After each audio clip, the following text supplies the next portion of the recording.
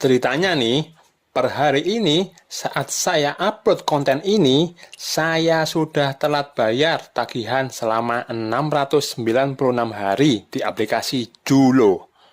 Wih, cantik ya nomornya. Boleh dipasang togel nih, 696. Di akhir Januari 2022 kemarin, si DC nyerah alias nurutin negosiasi saya yang cuman mau bayar sisa pokok hutang yang saya terima, yang masuk ke rekening aja.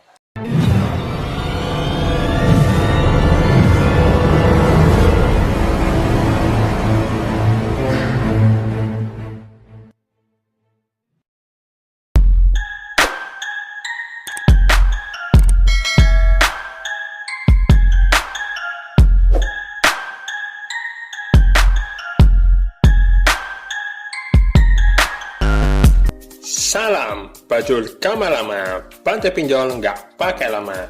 Apa kabar Sobat Bajul yang masih main kucing-kucingan dengan DC pinjol dimanapun kalian berada? Yuk, info nih masih.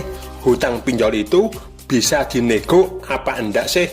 Kalau bisa, gimana caranya?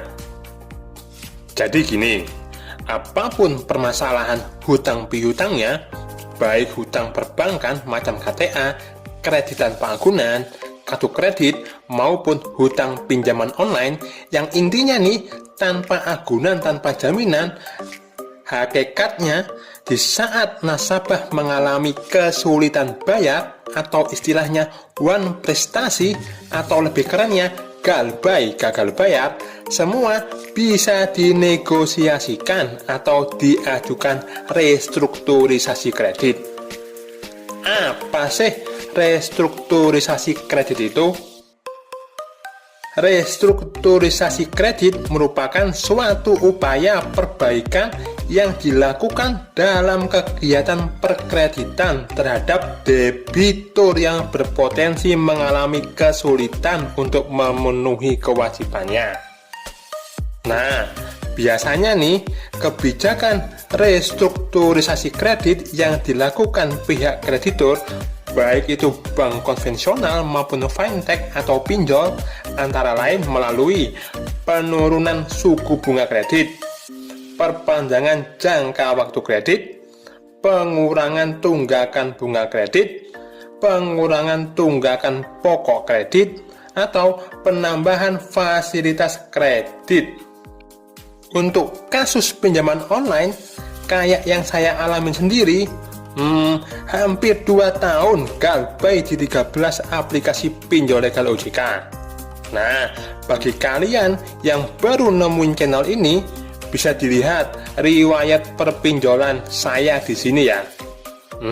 Jadi gini ceritanya. Saat saya mutusin untuk tidak lagi maksain diri bayar pinjol atau stop gali lubang tutup lubang di pinjol yang lain, saya berusaha nunjukin diri sikap kooperatif saat ditelepon atau di WA sama si DC.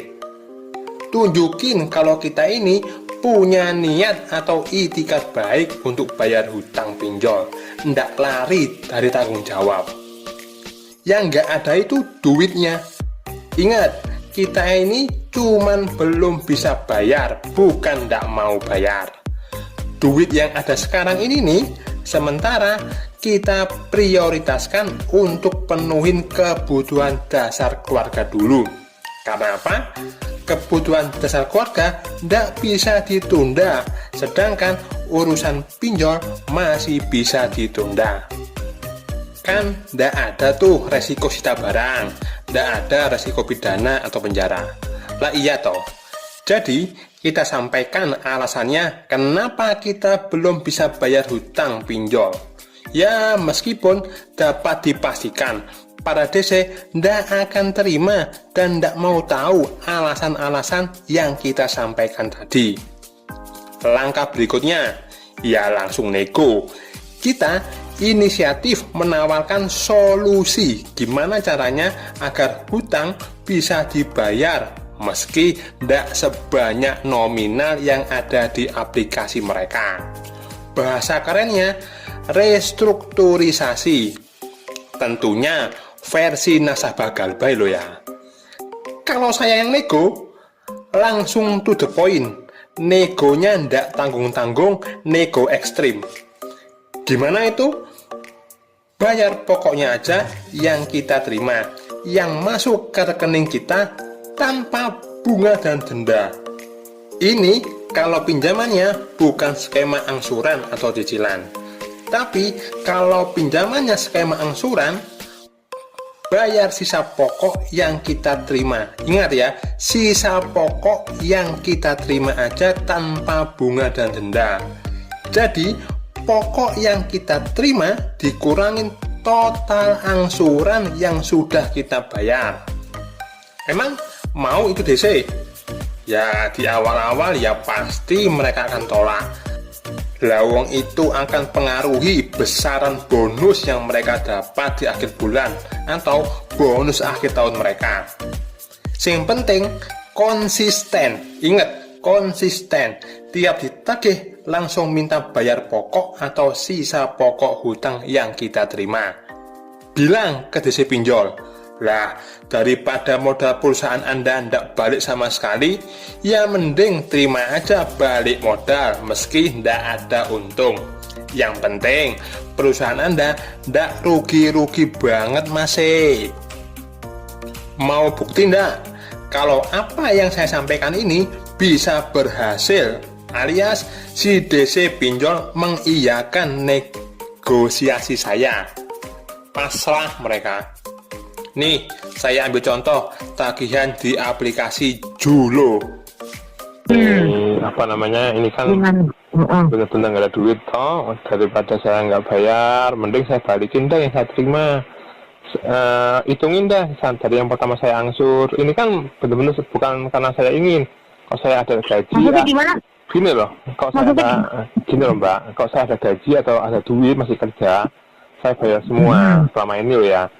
Dari histori sebelumnya pun saya dulu ada angsuran, saya bayar semua, nggak pernah nunggak, nggak pernah telat. Kalau saya bayar, yang saya terima aja bagaimana? Bulan pertama, bulan ketiga itu enggak. Bulan pertama, bulan kedua, ketiga dihitung semua berapa yang udah saya bayar, kurang itu yang saya terima. Bagaimana? Saya berusaha dah kalau seperti itu. Saya sudah hitung ya Pak. Kalau maunya Bapak kayak gitu, itu kewajiban Bapak sekitar 1.850.000. Kalau saya masukin ke tabel Pak ya, ke tabel kebijakan untuk keringanan, itu nggak bisa angkanya Pak segitu. Nggak masuk. Tapi kalau memang itu nanti saya sudah 600 sudah. Oh nggak bisa, kita kalau cicilan begitu kita nggak bisa pakai simulasi yang seperti itu Pak. Bapak ini jatuhnya kalau seperti ini itu Bapak lunas dengan tidak pakai bunga, denda, tapi masih motong dari pokok pinjaman, seperti itu jatuhnya Pak, gitu. Makanya gini aja, ya kan tadi itu kan hampir 1.900.000 kalau saya hitung ya, kalau saya nangkep dari pembicaraan Bapak tadi yang mau disamain, gitu kan. Nah, paling gini Pak. Halo Pak. Gini deh Pak. Ini angka insya Allah sih bisa Pak kalau Bapak emang serius mau dibantu. Coba Bapak tambahin dikit lagi. Saya bantu di angka 2.200.000 deh Pak. 2.200.000 deh. Nanti tunggu aja kalau pas saya ada duit 2 juta, saya bilang ke mbaknya, Mbak saya ada uang 2 juta ini, buatin program nih, saya bayar sekarang, 1 hari ini. Nah, bagaimana? Nanti saya WA mbaknya, kalau saya ada duit 2 juta. Bapak pinter, Bapak benar-benar, Bapak saya mau muji Bapak nih, Bapak benar-benar seorang senior staff marketing yang handal loh Pak. Loh? Ya. Marketing iya, karena Bapak pinter banget. Iya, enggak, maksudnya Bapak pinter banget nawarnya, tapi lagi-lagi saya bilang, mohon maaf, nggak bisa. Bapak mau bujuk saya kayak gimana pun nggak bisa.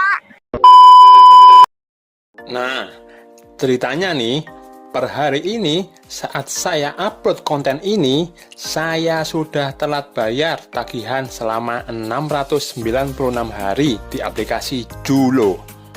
Wih, cantik ya nomornya. Boleh dipasang togel nih, 696. di akhir Januari 2022 kemarin, si DC nyerah alias nurutin negosiasi saya yang cuman mau bayar sisa pokok hutang yang saya terima, yang masuk ke rekening aja. Nih ya, yang awal tagihannya 6.400.000 sekian, disuruh bayar cuman 1.750.000, bisa diangsur 2 kali lagi. Pertanyaannya, apa udah saya bayar? Udah saya lunasin? Ya belum. Lawang nama saya udah di blacklist Slick OJK kok. Mau 1 aplikasi atau 10 bahkan 100 aplikasi pun, kalau sudah ada 1 yang masuk blacklist Slick OJK, ya sami mawon, sama aja, tetap bakalan di blacklist, ndak bisa ajuin kredit di mana-mana. Intinya konsisten, jangan takut respon si DC, dan ikutin gimana cara saya negosiasi tiap ditagih sama si DC. Ini berlaku untuk aplikasi pinjol apapun, bahkan bisa juga saat ditagih KTA, kredit tanpa agunan atau kartu kredit. Oke, sampai di sini dulu bahasan kita kali ini. Dan nantikan pembahasan lainnya seputar perpinjolan nasional. Salam bajul gama lama, bantai pinjol nggak pakai lama.